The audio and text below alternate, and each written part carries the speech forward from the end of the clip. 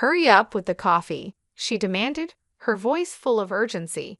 This is why people who drop out and aren't even good-looking are just terrible at their jobs as housekeepers, my sister-in-law said with a smug expression on her face. Her words stung, and I was about to say something back, but then something unexpected happened. I noticed her fiancé standing nearby, and just as I caught his eye, there was a sudden, surprising hug.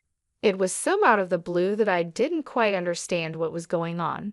But somehow, that hug changed everything. It felt like the roles between me and my sister-in-law were reversed in an instant.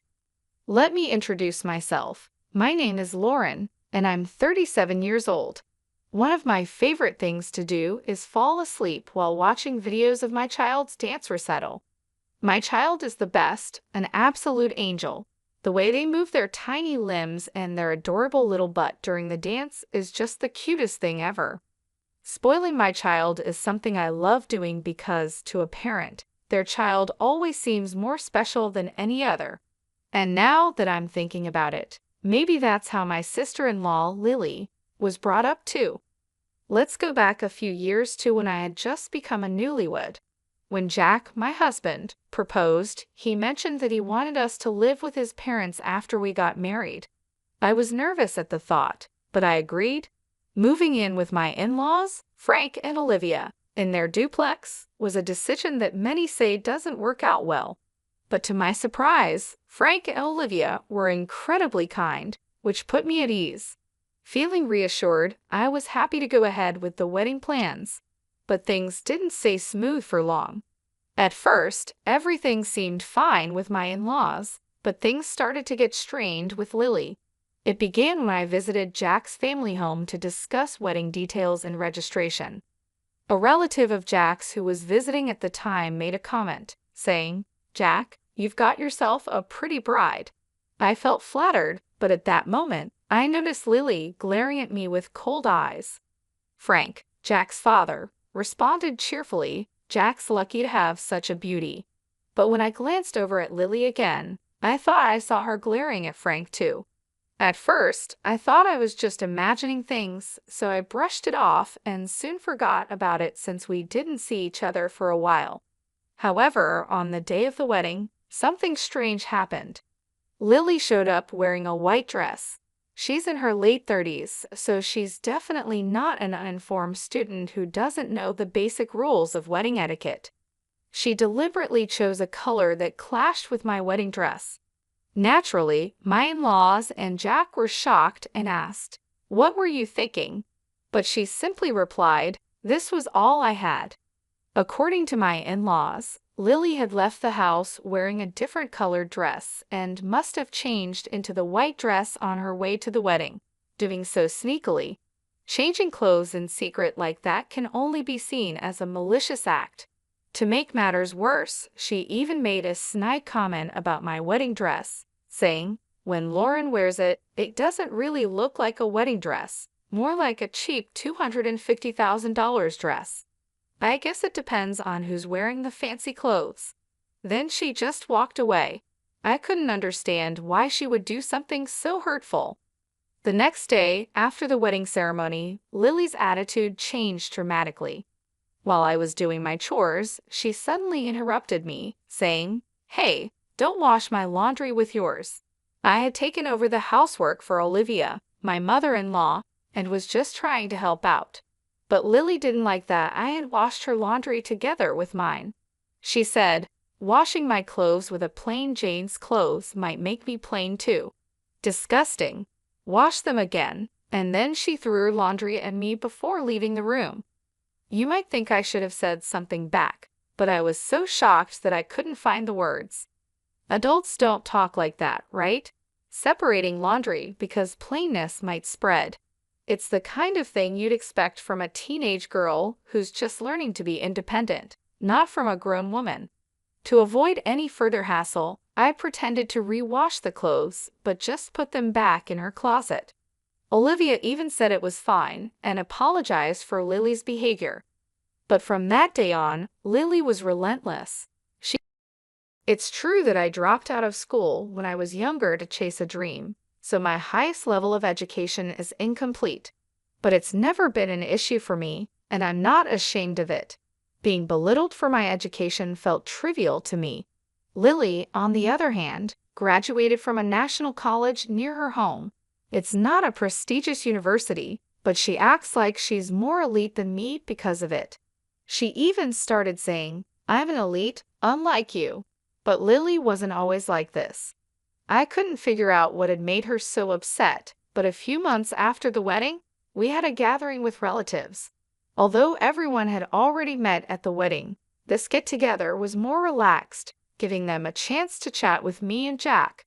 The atmosphere was lively, and soon enough, the conversation turned to our wedding. Jennifer's wedding dress was so cute, one of the relatives exclaimed. "Absolutely, Jack is lucky to have such a beautiful woman. I can't wait to see what their kids will look like," another added, clearly excited about our future together. I don't mean to brag, but I've always felt confident in my looks. Jack might not fit the traditional mold of handsome, but he has a well-balanced face and a charming aura that makes him popular with people. As the relatives chatted, lost in their own conversations and compliments, I noticed Lily bristling with displeasure. She suddenly blurted out, "You all might not know, but I was really popular in my school days." That was when it clicked for me. I understood the root of Lily's anger.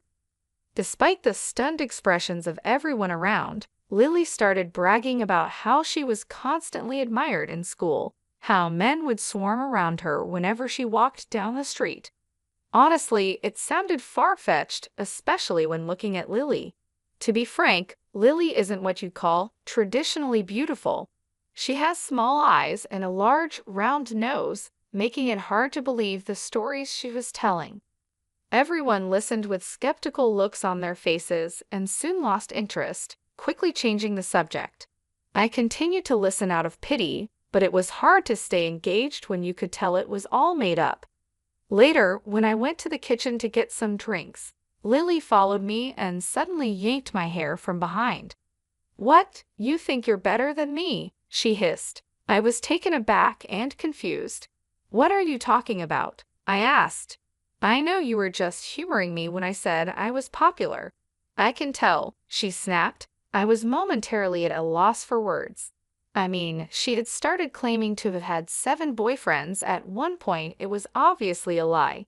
I tried to listen earnestly, but it's hard to stay interested when you know it's all made up. "You think you're so great just because you're called pretty, right? That's just because our country relatives aren't used to seeing women," she sneered, her grip tightening on my hair. "Lily, I'm not feeling great about this," I said, trying to keep calm. But she wasn't done. "Shut up," she shouted, yanking my hair even harder. "In this house, no. In this neighborhood, I'm the cutest. I've been told I'm cute since I was a child. Don't get cocky just because you wear makeup." Lily, who couldn't become prettier even with makeup, continued to accuse me. Okay, you're the cutest, Lily," I said, trying to pacify her. "See, you're just saying that," she snapped back. "Dropouts like you with your fake concern are so obvious." She pushed me, releasing my hair, and I fell hard to the floor. Satisfied, she spat in my face and said, "Don't get carried away just because you're called cute." "I'm the cutest," Lily declared as she walked away. This incident, of course, had to be reported to Jack and my in-laws. When I shared the story, everyone had a "not again" expression on their faces. I learned that Lily is a narcissist with an inflated sense of self-esteem, just like she acted at the family gathering. It turns out the root of this behavior was her late grandfather, who doted on her as his only granddaughter. He always told her she was cuter than celebrities on TV, which apparently skewed her perception of beauty. Because of this, she seems to believe she's the epitome of cuteness. This caused her trouble with classmates when she was younger, leading to conflicts. Everyone apologized to me for the inconvenience, but said there was nothing they could do. It seems Lily won't listen to anyone, according to Jack and the in-laws. I understood, but it was frustrating to hear that nothing could be done, especially when Lily's behavior wasn't just verbally abusive but also physically harmful. I thought to myself, they should do something about it. I even started considering divorce so soon after getting married. But then, within just 2 weeks, Lily brought home a man, introducing him as her fiancé. We were all surprised, as none of us had even heard that she was dating anyone. Her fiancé, Eric, was a serious-looking man with glasses, who seemed timid and kept his head down. Lily, on the other hand, was acting tough and domineering. There was no sign of affection or intimacy between them, making me wonder if he was really okay with marrying Lily. While I was preparing coffee in the kitchen, lost in thought about the situation, Lily started berating me again. "Hey, housekeeper, hurry up with the coffee. This is what happens when dropouts who are unattractive try to do a simple task. Don't keep my fiancé waiting. If this engagement gets called off, it's your fault," she snapped. Jack and the in-laws tried to calm her down, telling her that enough was enough, but she wouldn't listen. Just as I was about to respond, Eric looked up at me. His gaze was so intense that it caught me off guard. I was speechless and asked, "What? Why are you looking at me like that?" Then suddenly he exclaimed, "Sandra," and hugged me tightly. Lily, taken aback, let out a confused "huh." Everyone in the room was shocked. Eric continued, "You've been doing well. I was worried about you after you retired. There's no information about you online." I was flustered and mumbled, sorry." Eric quickly let go, realizing my discomfort. Lily, still confused, asked, "What's going on? Are you a fan for my marriage?" Eric, now more confident, proudly responded, "Yes, I'm a fan of Sandra." He seemed so different from the timid person we had seen earlier. Olivia, puzzled, asked, "Sandra, who's that?" Jack then explained, "It's the idol group Lauren used to be part of, right?" I nodded silently, unsure of how to respond. Amy Maria, later known as Amy and Maria, was the musical group I was part of during my teenage years. I moved to the city at 17 and performed under the stage name Mime Pew until I was 20. While Amy Maria wasn't world famous, we had our share of popularity. Unfortunately, the group disbanded because of some members' misconduct, and I left the music industry when I was 21. I had been a lead member and the group's leader, and it was because of this that I dropped out of school. I chose to follow my dream, working part-time jobs to support myself, and I've never regretted that decision. Back when I was a teenager and later decided to marry Jack, I was working at an apparel shop. I had never mentioned my past as a musician to my in-laws or to Lily. The topic just never came up, and I felt it wasn't relevant to my current life. "Wow, you were a musician. That's amazing. Why didn't you tell us?" Olivia exclaimed, thrilled to learn something new about me. "I had some fame, but it wasn't enough to appear on TV," I explained, feeling a bit embarrassed about it. I didn't really think it was worth mentioning. Now, being reminded of that part of my life in front of everyone, I felt a mix of emotions: pride, nostalgia, and a bit of embarrassment. Eric, still glaring at Lily, said, "Lily, you just said some harsh words to Sandra, didn't you?" Lily stumbled over her words, clearly taken aback by the sudden attention. "Oh, well, she muttered, not sure how to respond. Eric didn't let up. "How could you say such things to Sandra? What right do you have to act all high and mighty?" he snapped. "You ugly girl." Suddenly, Eric's anger flared, and he lunged at Lily, leaving everyone in the room stunned. "What? These two are engaged," someone whispered in disbelief. I quickly intervened, trying to calm the situation down. "Eric, calm down. I'm not bothered by it. Don't be so harsh on her," I said, turning to him, but Eric wasn't ready to let it go. "No, Sandra, you're wrong." Eric raised his voice, his frustration clear. "She only approached me because I'm a doctor. She said she would marry anyone if it meant bragging to her sister-in-law." "That's not true, Eric," I said quietly, trying to de-escalate the situation. But Eric wasn't done. A girl who proposes just after 3 weeks of dating means nothing to me, he said, his voice heavy with disappointment. We were all dumbstruck by the unfolding drama. Apparently, Lily had planned to marry a high-status man just to boast to me. She had told people she'd caught a doctor husband because of her education.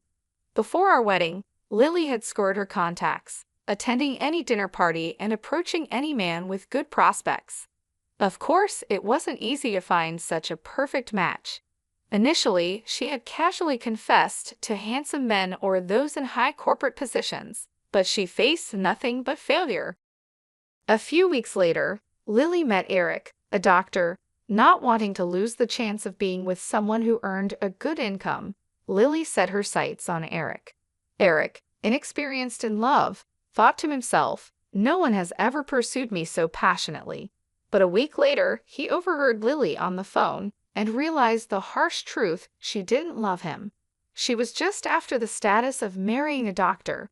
Despite this realization, Eric accepted her proposal, hoping that maybe, over time, Lily might grow to love him. Lily, who was willing to settle for anyone, and Eric, who just wanted to seize the opportunity, seemed oddly suitable for each other. But I kept silent, feeling that no one should marry a girl who looks down on others. Eric was beyond furious, while Lily was visibly frightened by his unexpected anger. Normally mild-mannered, Eric was enraged, which took everyone by surprise. Lily, in a weak voice, muttered, "What's so good about that dropout? That ugly girl? How dare you call Sandra ugly? You're the one who's lacking in class," Eric retorted, his anger intensifying. I decided to step in, my voice calm but firm. "Lily, you keep bringing up my dropout status. Is it really that bad?" I asked, watching as Eric's expression hardened. "Without education, of course it's bad," Lily replied, trying to sound confident, but failing. "So, the owner of your favorite restaurant, who started chef training right after high school, is bad too. And what about your favorite actor, who's also a dropout? Are they bad because they didn't complete their education?" I asked, pressing the point. "That's different, they're in special professions," Lily stammered, trying to defend her argument. "Well, I chose to drop out for a special career too as a musician. Does it only count if I'm successful?" I challenged her, my eyes locking onto hers. "I didn't even know you were a musician," Lily muttered, clearly taken aback. "Yeah, but even if you did know, you would have found another reason to insult me, wouldn't you?" I said, catching Lily off guard. She averted her eyes, unable to meet my gaze. "I don't like to brag about education," I continued, "but since you brought it up, let's talk about it. You might brag about Princeton, but your national colleges. Anyone can get in just by writing their name. And let's not forget, you graduated from the lowest performing high school in the state. Are you just proud of being able to write your name? Isn't that a bit empty?" I said with a smile, watching as Lily's face turned red with embarrassment. "Shut up," Lily snapped, but her voice lacked conviction. "Amazing, Lily, you can write your name. Are you satisfied now? You want to look down on me?" "Go ahead, Lily, you're amazing," I said, mockingly clapping for her. Eric joined in, exclaiming, "Cute. Why did I forget about Sandra for such an ugly girl? Fans are incredible, even now." Even though I didn't see myself as particularly cute, standing beside an adoring Eric, Lily's self-esteem crumbled. She looked devastated, muttering, "This is the worst. I've never been made fun of like this. I'm cute. It's your fault, you know. And besides, it's not just looks, your personality isn't cute either." "I know I'm not the cutest either," I admitted, "but I'm not as bad as you. Maybe start by fixing that ugly personality of yours." "What? Who do you think you are?" Lily's face twisted with anger. "You see," I continued calmly, "a woman's face ages with time. There's no point in being overly confident about your looks. What's important is the heart. Inner beauty shows on your face." Olivia clapped and nodded in agreement. "That's well said," she remarked. Jack added with a wry smile, "True. I used to like cute girls when I was younger, But when I started thinking about marriage, I began to value comfort and personality more. Lily, with your current attitude, you won't find happiness in marriage. Frank, my father-in-law, sharply commented, you were always called cute, but that was as a grandchild, not in the eyes of the world. With a bad personality, you'll end up being ugly both inside and out. Lily sighed deeply, feeling the weight of everyone's words. This is just the worst, she muttered, and then she started crying. Eric, showing no mercy, said, even though my fiancé is crying, I can't help but think that a girl with a bad personality has an ugly crying face. Let's call off this marriage. I'm confident I won't fall for someone like this. Sorry for being distracted by her, Sandra. And just like that, Lily's engagement ended incredibly quickly. She was kicked out of the house, with everyone telling her she needed to learn about life and work on herself. Initially, Lily was defiant.